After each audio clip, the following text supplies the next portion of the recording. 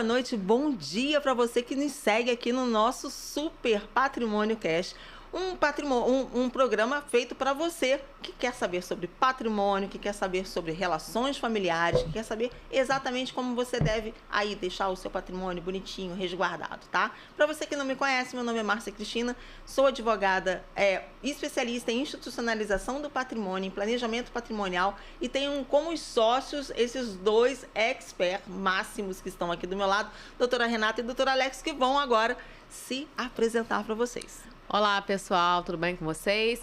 Meu nome é Renata Ribeiro, eu sou especialista em planejamento patrimonial. Eu adoro estar aqui com vocês no nosso Patrimônio Cast. E antes de eu passar para o Dr. Alex, curte o nosso vídeo, porque é muito importante para o YouTube saber que essa informação que a gente tem aqui é muito importante e ele vai passar para mais pessoas isso. É verdade. Tudo bom, gente? É um prazer estar com vocês aqui de novo. Hoje falando sobre um tema peculiar, porque muita gente pergunta para a gente. As pessoas acham que conhecem, mas não conhecem muito bem. Até eu mesmo, às vezes, confundo regime de casamento com regime de sucessão.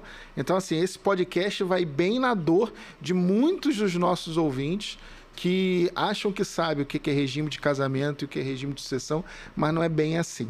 Mas, prazer estar com vocês de novo. E a gente vai falar principalmente sobre as implicações em relação à escolha do regime de casamento para os seus filhos, tá? Gente, prestem atenção. Hoje em dia a gente coloca uma questão muito básica, assim, para todos vocês que nos assistem, inclusive para os filhos de vocês que vão lá no nosso escritório. Fazer escolhas é muito importante. Fazer escolhas previamente traz para você uma tranquilidade futura fora do comum. E fazer a escolha de casamento, do regime com a qual você vai casar, é extremamente importante. E aí a gente tem que tirar aí questões religiosas, questões familiares. A gente tem que pensar exatamente no seguinte: regime de casamento vai reger a sua vida com a pessoa que você ama pelo resto da sua vida ou por determinado tempo de vida. Então é muito importante você escolher. E hoje eu vou falar com vocês, todos nós vamos conversar sobre isso, e principalmente agora eu já inicio falando para vocês quais são os principais regimes de casamento que a gente tem no Brasil. Vamos lá. O principal deles hoje em dia é aquele que você não escolhe. Você chegou lá no cartório, né? E não quis falar qual que você quer, é o comunhão parcial de bens. Isso quer dizer que tudo aquilo que você adquire na constância ali da convivência do casamento com aquela pessoa é o que vai ser de comum entre vocês. Nós temos um regime que aí os nossos pais, a maioria dos nossos pais se casou, que é o regime de comunhão total de bens. Nesse regime, tudo aquilo que a gente trouxe lá antes de nós nos casarmos, bem como aquilo que a gente constitui com a pessoa que a gente ama, é devidamente partilhado quando a gente não está mais aqui. Mas primeiro só estamos falando sobre... É o regime do amor. É o regime do amor. Só aquilo que você escolhe, tá bom? E ainda nós temos mais dois, ou melhor, mais três, tá? Mas os dois mais comuns são separação total de bens, que cada um se separou, cada um vai ficar com os bens que trouxe e os bens que adquiriu durante o casamento, mas devido provação de que adquiriu individualmente aquele bem, tá? E a separação obrigatória de bens, que até muito pouco tempo, quem tinha mais de 70 anos deveria obrigatoriamente se casar sobre esse regime, né, de casamento. Mas o STF lá teve uma luz divina, né, que entende que hoje pessoas de 70 anos estão super ativas, estão aí convivendo de muito bem com a vida e que podem sim fazer as escolhas em relação ao regime de casamento. Então, não tem mais esse limite. Hoje, pessoas acima de 70 anos podem escolher sim outro regime de casamento. E tem lá o que a gente chama de aquestos, mas esse aí quase não é utilizado, então a gente vai falar sobre esses 4 principais regimes de casamento e quais são as suas consequências quando não estamos mais aqui, quais são as consequências para os nossos filhos também. E a gente vai passar agora a pergunta para o Dr. Alex, que é a seguinte: como a escolha de um regime de casamento vai impactar a herança no caso de falecimento de um dos cônjuges? Então, essa já é a primeira confusão que as pessoas fazem. Vamos lá. Quando você escolhe um regime de casamento, automaticamente você, a depender do regime que você escolha, você está criando 2 tipos de bens, 2 tipos de patrimônio. O que é comum do casal, que é o que é adquirido na constância do casamento, e você tem, por exemplo, como o regime da comunhão parcial, ou seja, a partir do seu casamento, aquela casa que você comprou para morar com a sua família, ela é um bem comum do casal, então a gente chama de bem comum, e os bens individuais, que são aquele patrimônio que veio com você, né? Então, por exemplo, se você já tinha um imóvel e casou depois, na comunhão parcial, este bem, ele é o que a gente chama de bem individual. Tá, isso é no regime de casamento. E no regime de sucessão, no regime da herança. É exatamente a classificação desses bens que determina quem herda o quê. Então, por exemplo, na comunhão parcial de bens, você vai ter herança, que vai patrimônio, né? Bens, herança, que vai ser herdado junto com o cônjuge sobrevivente, e patrimônio, no caso, patrimônio individual, que o cônjuge sobrevivente não participa, só participa os seus herdeiros. Questões como, por exemplo, separação total de bens. Dependendo do que está escrito no teu pacto antinupcial, ou pré-nupcial, ou antinupcial, nunca acerto o nome disso, a doutora Renata que sabe, você também vai participar ou não como herança. Meação não vai ter nunca, mas como herança. Então, assim, o regime de casamento impacta diretamente em umas questões de separação, né? Mas também impacta, e é muito importante, nas questões de sucessão, para saber quem recebe o quê. Muito bem, doutora Alex. Doutora Renata, é possível alterar o regime de casamento após a união, e como é que isso funciona? Antes vigorava a imutabilidade do regime de bens. Atualmente é admitido a mutabilidade do regime de bens, ou seja, sim, é possível alterar o regime de bens do casamento, e vai depender de certas questões. A primeira deles é que os cônjuges, eles precisam estar de acordo com essa mudança. Isso é muito importante e deve seguir os passos legais. Essa mudança, essa alteração no regime de bens pode ser feita tanto de maneira judicial quanto no cartório, mas precisa fazer uma análise, uma avaliação das questões fiscais, de proteção também de terceiros que podem ser afetados também. Pois é, a gente vê, né, que no final, gente, o que a gente está falando é sobre bens, não é? Por isso que você tem que prestar tanto atenção assim. Quando a gente está lá no início da nossa vida, né, são tudo flores, né? E deveria ser assim para o restante da vida. E para que seja assim durante toda a vida, é muito importante a gente entender, fazer planejamentos, pensar no que a gente quer para o decorrer da vida da gente, tá ok? Então, toda escolha vai te levar, não é, a consequências. Se você fizer boas escolhas iniciais, muito provavelmente essas consequências serão boas, tá? Se você não fizer, você vai jogar aí para a vida, e a vida vai decidir se essa sua escolha, ou melhor, se esse não escolher seu te deu boas consequências ou não, né? Mas vamos lá, porque olha não só. Escolher é uma escolha, né? Não escolher é uma escolha. Exatamente. É o que o pessoal fala, né? No início é meu bem para cá, meu bem para lá. No final é meus bens para cá, meus bens para lá, né? Isso aí é normal. Ninguém casa pensando em se separar, mas a verdade é que isso pode acontecer, e essas questões têm que ser discutidas entre os casais. Inclusive um sinal de maturidade, e um sinal de que você respeita e ama a pessoa com quem você quer estar ao seu lado, né? E aí, olha só, olha a primeira pergunta aqui, outra pergunta que veio aqui pra gente. Quais são as implicações patrimoniais do regime de comunhão universal de bens em caso de falecimento? Bom, como a gente pegou e falou aqui, o regime de universal de bens, quando você se casa, quando você escolhe, tá? Porque, veja bem, de 77 para cá, quando entrou em vigor a lei do divórcio, esse regime passou a não ser aquele que vigorou de forma completa. Ou seja, para você tê-lo hoje, você tem que escolhê-lo. Tá ok? E, além disso, você tem que fazer um pacto pré-nupcial. Pré-nupcial, isso aí. E nesse pacto pré-nupcial, você vai dizer ali que você entende que você quer se casar sob esse regime. Ou seja, aqueles bens que já vieram contigo e mais os bens que você vai conquistar junto com a pessoa que você ama, serão devidamente ali, formarão uma complexidade de bens, tá? Uma união total de bens. E nesse caso aqui, a pergunta é, no caso de falecimento, o que é que acontece? Bom, vamos lá. Se você constituiu família, mas ainda não tem filhos, a universalidade dos bens passará ali para a pessoa, o cônjuge sobrevivente, e se houver pais, para os pais, tá ok? Se você tiver na complexidade ali, família, os seus filhos e tal, vai haver a ameação desses bens. Então, metade vai ficar para o cônjuge sobrevivente e a outra metade vai se dividir entre tantos filhos tiver a sua família. Muito necessário a gente dizer que quando você escolhe o seu regime de bens, também faz parte você ali sentar com a sua família e escolher fazer um planejamento patrimonial, tá? Porque, veja bem, aqui nós estamos falando de regime sucessório, não é? Mas existem também os casos que a família não vai à frente. Então, digamos que você resolva se casar pelo regime de comunhão universal de bens, mas por um atropelo da vida, por consequências da vida, não foi para frente o casamento. Gente, aí aqui a outra pessoa vai levar metade desses bens e os seus filhos não estarão protegidos.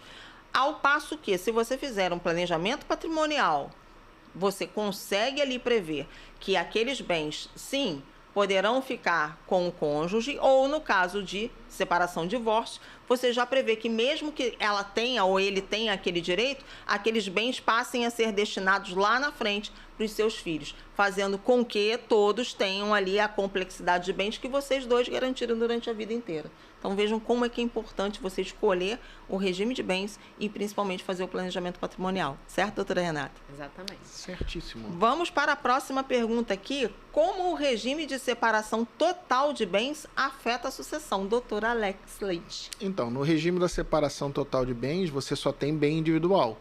Você não vai ter bem comum do casal. Por conta disso, no momento da sucessão, cada cônjuge vai levar. O cônjuge sobrevivente só leva o que é dele. Então, por exemplo, se houve um casamento com separação total de bem, que todo o patrimônio era do marido. No momento do falecimento desse marido, a não ser que a esposa tenha feito para ela um testamento, por exemplo, ou algum outro tipo de planejamento patrimonial para ser beneficiada, ela não participa dessa sucessão. Esse bem que era do marido vai direto para os filhos do casal, né?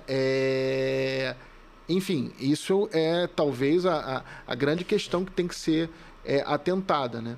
Se você está casado no regime de separação total de bens, é importante que você se preocupe com o seu cônjuge. Então, e é nesse momento que o planejamento patrimonial brilha mais, que é para você proteger as pessoas que você ama, entendeu? Com toda certeza, com toda certeza. Doutora Renata, quais os cuidados os casais devem ter em relação à sucessão ao escolher um regime de casamento? Os casais, a primeira coisa eu acho importante é eles terem uma conversa bem transparente, conversar, isso mostra maturidade, isso mostra segurança, tanto para eles quanto para os herdeiros, sejam os pais ou sejam os filhos futuros que eles virão a ter. Então é importante ter uma conversa, um diálogo bem transparente para conversar sobre aquilo ali. Isso é a primeira coisa que eu acho que eles devem considerar. Além disso, eles devem considerar também o planejamento sucessório, porque é importante ali saber quais instrumentos jurídicos eles vão utilizar para salvaguardar aquele cônjuge que vai ser o sobrevivente, porque é muito difícil ter a conveniência ali os dois falecerem ao mesmo tempo, a verdade é essa. Então é importante conversar sobre isso e até para evitar conflitos familiares. E é importante também ter uma assessoria jurídica adequada, porque é muito comum as pessoas às vezes chegarem no cartório e ali falarem, eu quero casar. Então tudo bem, qual o regime que tem? Qual que tem aí? Como se estivesse escolhendo carne no açougue. E a verdade é que isso é muito ruim, porque você não analisa ali as consequências jurídicas que podem ocorrer. E até mesmo pensar, quando for escolher o regime de bens, num pacto antinupcial que vai ali proteger e deixar muita coisa salvaguardada não só na sucessão, mas em um caso de um possível divórcio. Completamente respondido. Muito bom. Muito bom. Vamos lá. Qual a importância de um testamento no contexto de diferentes regimes de casamento? Eu vou ser muito sincera para vocês. O testamento, gente, ele é um instrumento em que muitas pessoas fazem, mas que eu acho que ainda de forma muito equivocada, não é? A gente vê tantos testamentos aí de tantos famosos que testamentos que deram muitos problemas, que os testamentos não são cumpridos porque as pessoas desconhecem, né?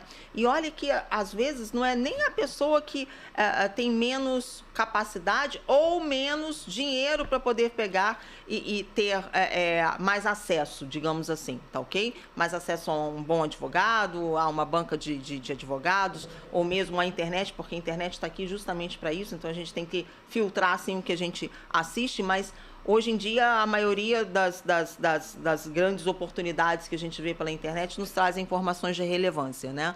O testamento, dentro de um regime de bens, eu acho que ele vai deixar ali muito a desejar. O que é eficiente mesmo é que você faça um planejamento. Porque o testamento é o seguinte, você chega lá no cartório e fala assim, olha só, eu sou casado sobre o regime de separação total de bens, mas eu quero deixar alguma coisa para o meu cônjuge. Tá. Só que abre o testamento, digamos que você pegou, deixou lá e esqueceu do testamento. E foi embora, né? Faleceu. Aí, só que você tem filhos, não só daquele casamento, daquela relação, tem filhos com uma outra pessoa. Esses outros filhos, certamente eles irão contestar, porque eles dirão o seguinte, não, olha só, o meu pai, ele fez lá um pré-nupcial dizendo que ele queria separação total. Essa pessoa, que não é a minha mãe, topou isso, então eu vou contestar esse testamento. E nesse ínterim, aqueles bens que você deixou ali, e mais os outros bens que não estão naquele testamento, eles estão sob a égide do judiciário. Isso quer dizer que os custos permanecerão, os seus filhos não terão aquele dinheiro ali para aquele pagamento rotineiro das contas, né, rotineiras, condomínio, gás e tal, luz, vão perder efetivamente padrão de vida, tá? E efetivamente aquilo que você desejou não vai se cumprir. Então, é muito melhor você fazer um planejamento patrimonial, porque ali dentro você arrola exatamente, olha só, eu sou casado sim sobre esse regime, a gente vai fazer esse planejamento patrimonial com todos da sua família, com todos que compõem ali, então todos estão cientes de todas as afirmações que são ali colocadas e ele efetivamente ele vai se cumprir, tá? Então, nós lá no escritório realmente a gente não coloca que o testamento é um bom instrumento para isso, tá bom? Segunda pergunta, vamos lá, doutora Alex, bloco 2. Existem diferenças na elaboração do testamento conforme o regime de casamento? Então, existem diferenças, porque, por exemplo, quando você está casado na separação, na comunhão parcial de bens, né? Separação não, comunhão parcial de bens, você tem a figura dos bens comuns e dos bens individuais. Então, quando você for testar, provavelmente você, nos bens comuns, vai tentar fazer um balanceamento em relação a quem vai ficar com o quê dos teus bens comuns. Lembrando que todo testamento tem que respeitar a herança necessária, que é uma outra questão. Que é, o que é herança necessária de forma bem simplória? É metade do seu patrimônio. Metade do seu patrimônio tem que ser destinado necessariamente para os seus herdeiros necessários. Quem são meus herdeiros necessários, doutor Alex? Seus filhos, por exemplo, são os seus herdeiros necessários. Se você não tem filhos, seus pais são seus herdeiros necessários. Então, o testamento, e é um dos grandes motivos de anulação desse documento, precisa respeitar a herança necessária, que é uma conta matemática. Se você tem um patrimônio de 1 milhão, você pode testar 1 milhão? Pode testar 1 milhão. Só que 500 mil você vai ter que direcionar para os seus herdeiros necessários. Mas, fechando esse parêntese, a questão do testamento para comunhão parcial. Você provavelmente vai querer indicar exatamente que bem comum vai para quem no seu testamento. E em outro regime, por exemplo, na separação total de bens. Aí você talvez queira fazer isso de forma mais abrangente. Porque, como a gente já comentou, a depender do que está escrito no seu pacto pré-nupcial, sim, pré-nupcial, a sua esposa ou o seu marido não vai herdar nada. Então, no testamento, pode ser que você queira deixá-lo de forma mais abrangente para que essa pessoa receba patrimônio significativo para sua mantença. É isto. Perfeitamente. Renata, como um planejamento sucessório pode beneficiar a família no caso de falecimento de um dos cônjuges? A gente sabe que o inventário, o falecimento de um dos cônjuges, ele gera vários conflitos, ainda mais quando há famílias reconstituídas, recompostas, aquela que já veio de relacionamentos anteriores, tem filhos anteriores, então o planejamento sucessório, ele ajuda a pacificar os problemas, os possíveis problemas que podem ocorrer entre esses herdeiros. É muito comum isso acontecer, né? Às vezes a família vai dividir os bens e a nova esposa está ali de posse daquele bem, e aí começam os conflitos familiares. Então, o planejamento sucessório, além dele ajudar a pacificar esses conflitos, ele ainda diminui a carga tributária. E isso é muito bom porque ajuda na manutenção desse cônjuge sobrevivente. Isso, então, vale muito a pena. A depender do regime de bens, isso também ajuda muito a manutenção desse cônjuge. Muito bem. Essa pergunta que veio aqui para mim agora, ela é muito interessante. Olha só, como a escolha do regime de casamentos pode impactar a herança dos filhos? Como diz a doutora Renata, a não escolha também é uma escolha, né? Então, Exatamente. digamos que, e nesse caso tem que haver pacto, no regime de separação total de bens, tá?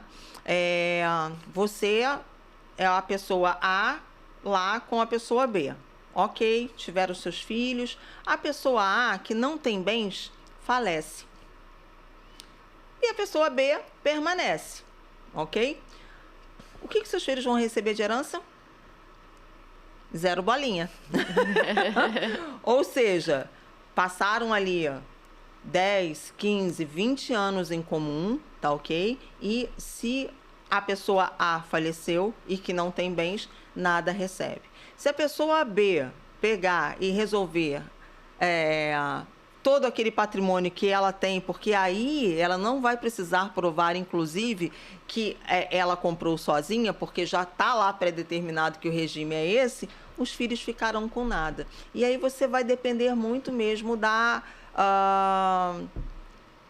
capacidade da pessoa se enxergar como um ser humano e ver os filhos como os filhos e querer exatamente deixar aquele patrimônio ali. Então, o regime de casamento, ele pode sim deixar com que os nossos filhos fiquem aí de mãos abanando, não é mesmo? Vamos para a próxima pergunta aqui que a gente vai responder. É o Dr. Alex. Vamos lá. Opa, vamos. Os filhos têm direitos sobre os bens do cônjuge sobrevivente em caso de falecimento? Sim. O que acontece?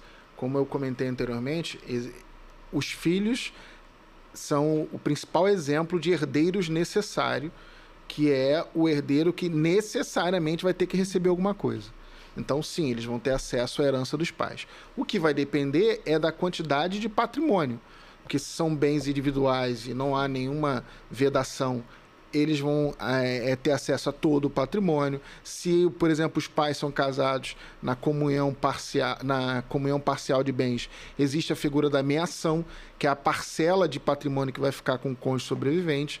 Então, assim, os filhos com certeza têm acesso à herança dos pais e a quantidade vai depender do regime de casamento.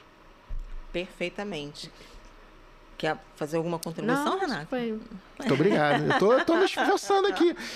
Como eu falei, essa área de direito de família não é muito a minha praia, minha sócias são lá no escritório, são quem fazem essas coisas. Eu tô aqui me esforçando, gente. Dê like nesse vídeo, porque eu tô me esforçando muito. É porque o planejamento sucessório, ele tem várias camadas do direito, ramos do direito. Sim. Por isso que é uma área complexa. A gente precisa do direito sucessório, do direito de família, da contabilidade, direito tributário, muito importante. Então, são muitos detalhes, muita informação. Direito civil e direito empresarial.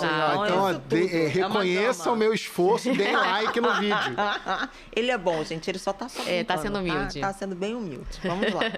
O regime de casamento influencia a responsabilidade dos pais sobre os filhos em caso de separação ou falecimento, doutora Renata? O regime de bens, ele não influencia diretamente na verdade, a sucessão, o bem-estar... Desculpa, deixa eu reformular, gente. Corta. Elas me deixaram nervosa. O quê? Estamos com plateia hoje, gente. Então, eu percebi que elas estão ali e fiquei nervosa.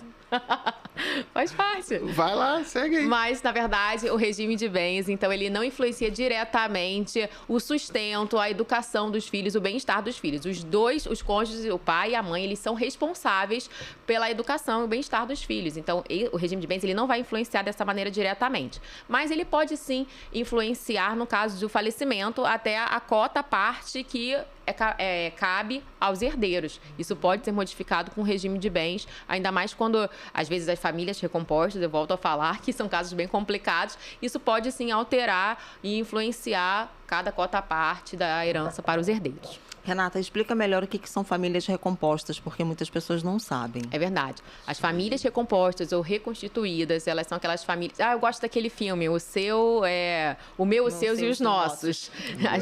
É a melhor definição dessas famílias, porque as pessoas já têm filhos de casamentos anteriores, então elas resolvem se casar e formar um terceiro núcleo familiar. Exatamente. Isso é muito mais comum do que a gente possa imaginar. É verdade. Né? Graças a Deus, hoje em dia, as pessoas não precisam mais ficar casadas com as outras se não as amam mais, não é? Então, é perfeitamente... isso tem acontecido muito e que bom. É sinal de crescimento emocional, não é? De uma sociedade civilizada, não é mesmo?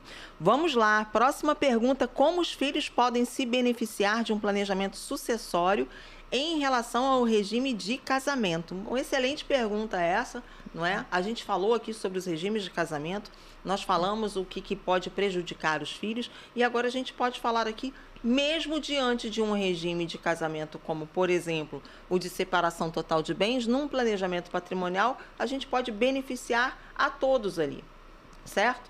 Desde que, evidentemente, resguardada a necessária, ou seja, aquilo que o Alex colocou ali, que está lá no nosso Código Civil. 50% dos nossos bens nós temos que sempre colocar em relação ao quê? Aos nossos herdeiros necessários, cônjuge e os filhos, tá? Os outros 50% a gente pode fazer com eles o que melhor desejar, tá? Mas dentro de um planejamento patrimonial, a gente, além de respeitar a legítima, a gente pega esses outros 50% e vai ali dividir com a forma que a gente quiser, mesmo que seja separação total de bens.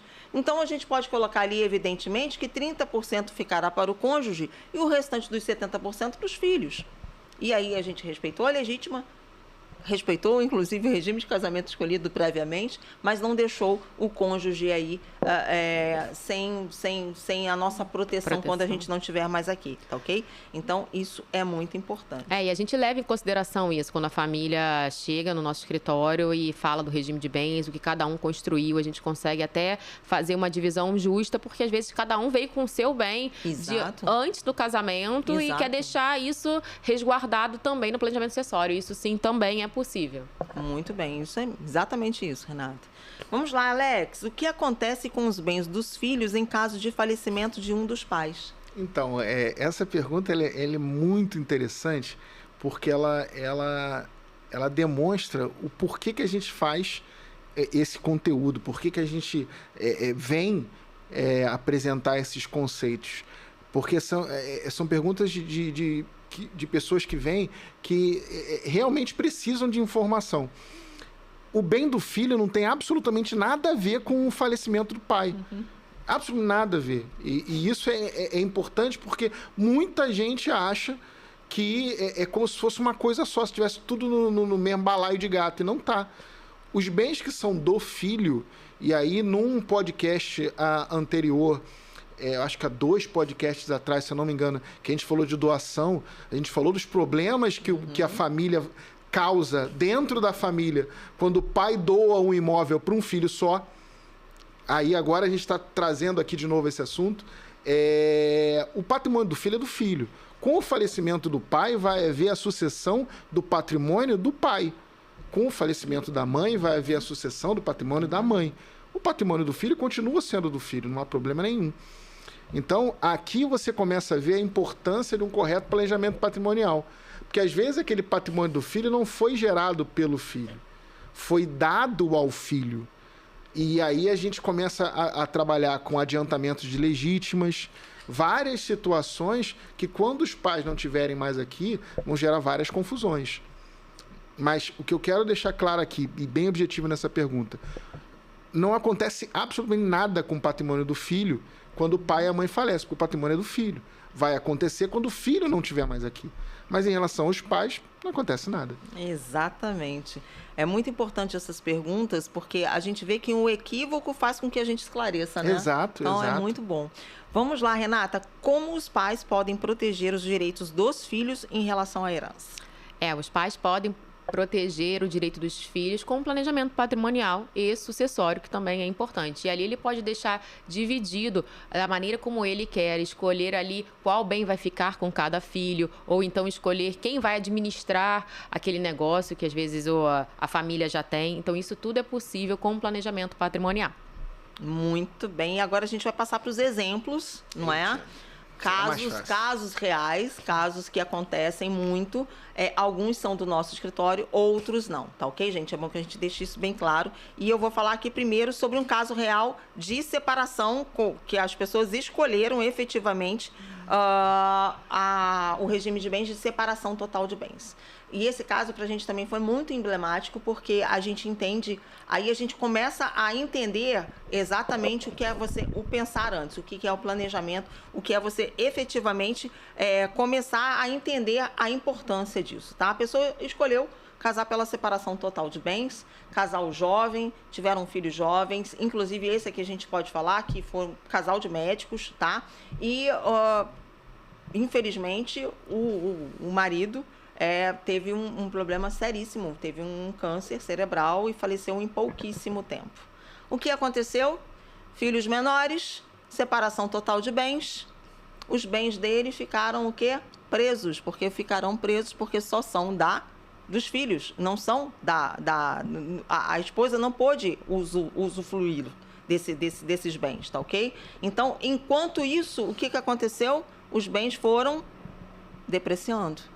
Os filhos não puderam ter acesso a esses bens porque ainda eram menores, tá? Pelo regime que está aqui, só os filhos teriam o quê? Direito nesse caso. E aí, o que aconteceu? Aconteceu o quê? Com o falecimento, desculpe-me, metade desses bens para a mulher, a outra metade para os filhos. Essa outra metade dos filhos ficou ali fechada, deflagrada, não puderam fazer nada. Ou seja, não há a constituição de uma benesse para que essa parte dos bens fosse aí salvaguardada para os filhos, tá ok? Então, um exemplo muito ruim de uma escolha de separação total de bens, mas que as pessoas não pensam na sucessão.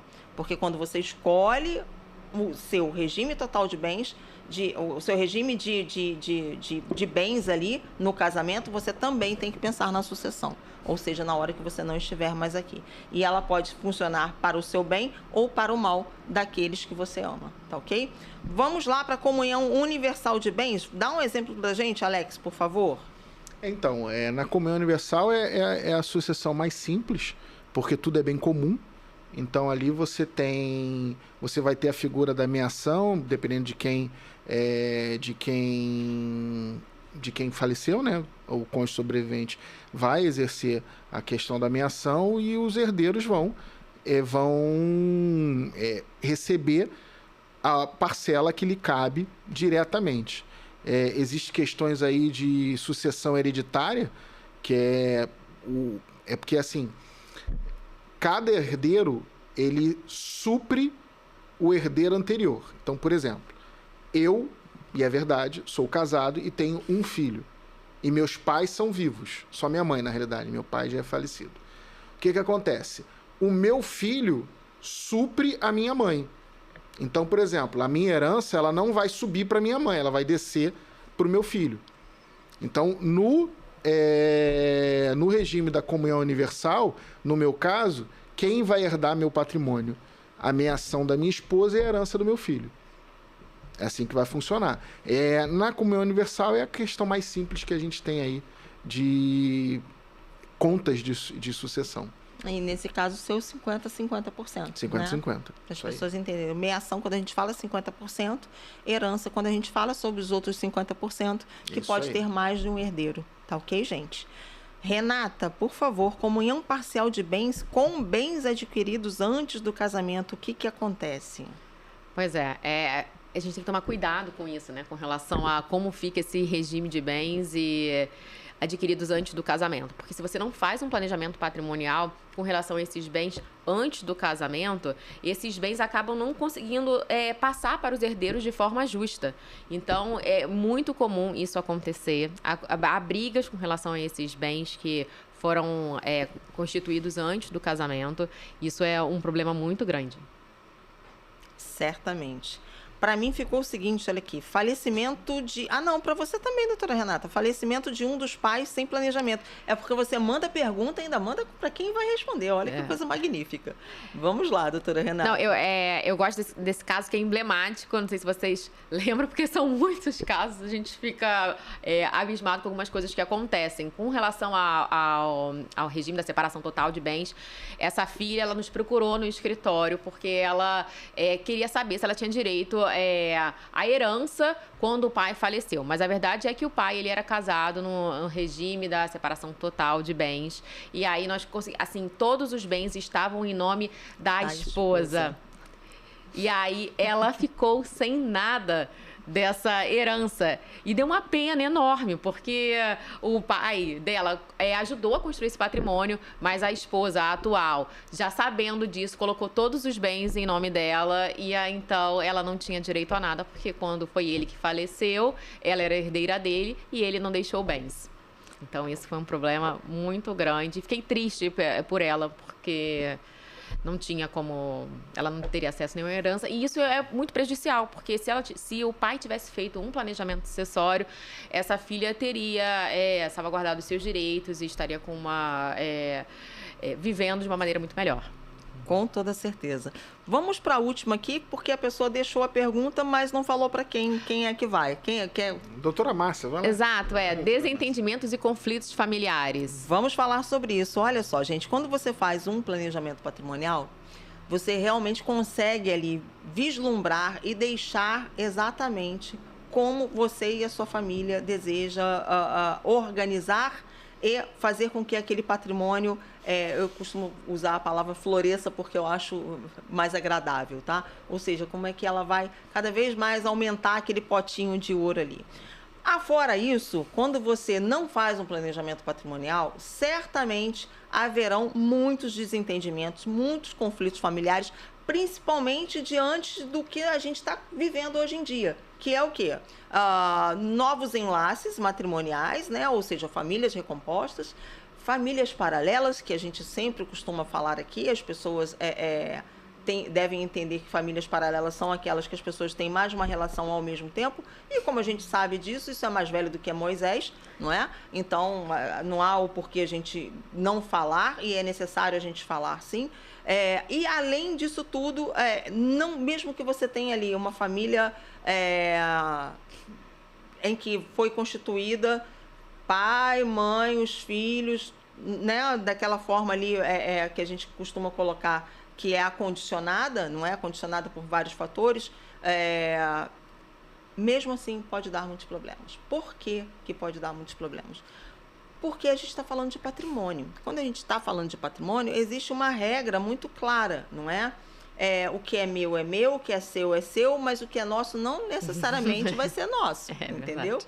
Então, deve-se sim a gente poder colocar ali dentro daquele planejamento patrimonial e ficar, gente, é muito tranquilo você conviver com uma pessoa que você ama, que você respeita e que já está tudo claro ali, sabe? Estar tudo às claras traz um conforto matrimonial e traz um conforto familiar muito maior do que as pessoas possam ter o simples entendimento, não é? Então, planejamento patrimonial, ele faz com que você tenha um conforto, uma tranquilidade e que você fique totalmente tranquilo em relação a qualquer desentendimento familiar que poderá vir lá na frente. Então, é por isso que a gente fala que, independente daquele regime de casamento que você escolheu lá atrás, há ainda uma forma muito melhor de você permanecer nessa vida e de que os seus filhos, a sua família, quem você ama, permaneça nessa família com um patrimônio tranquilamente planejado. Não é mesmo? É verdade. E nós terminamos por hoje. Isso. E aí? Isso, doutor Alex? Fazendo de desentendido. É isso, e ele vai ter que o quê? bater o martelo. Vamos lá, doutor Alex, para quem que você bate o martelo? Então, hoje eu vou bater o martelo pelo seguinte, eu estudo filosofia nas minhas horas vagas e eu tenho, nesse momento da vida, eu tenho me debruçado sobre a filosofia estoica. Eu estou lendo um livrinho chamado Memórias do Imperador Marco Aurélio. Mas não é nem o livro que eu quero indicar. É o pensamento desse livro.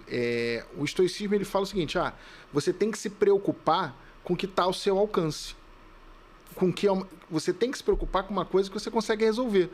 Se é uma coisa que você não consegue resolver, para que você vai se preocupar com ela? Não faz muito sentido. E eu estava meditando sobre isso, porque vai muito de acordo com o que a gente prega aqui. Você tem que se preocupar com a sua família, que é uma coisa que você tem como resolver. Com o seu patrimônio, que é uma coisa que você tem como resolver. Se você deixar para que sua família enfrente um inventário, realmente você não tem que se preocupar com isso, porque você não vai estar nem mais aqui. Então, assim, hoje eu bato o martelo sobre essa coisa de você se preocupar com o que está ao teu alcance e resolver. O que não está, não se preocupe realmente não. Siga a sua vida e fica tudo bem. Olha, ele estava muito inspirado, eu gostei muito. Filosoficamente, olha só. Surpreendeu. Doutora Renata. Não, depois dessa eu até tô sem... Ela vai falar de uma música. Não estava esperando essa...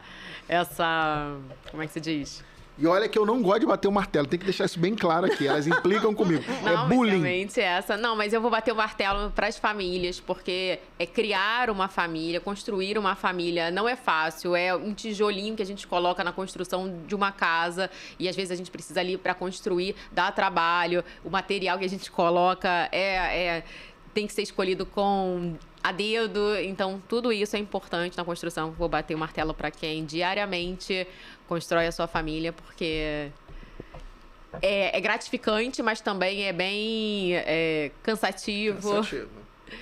E já que estamos tão filosóficos assim, eu vou bater o martelo para as pessoas que entendem que é difícil, é complicado, mas que o amor sempre prevalece. Isso é verdade. E vou bater palma principalmente para as pessoas que entendem que tomar uma atitude é necessário.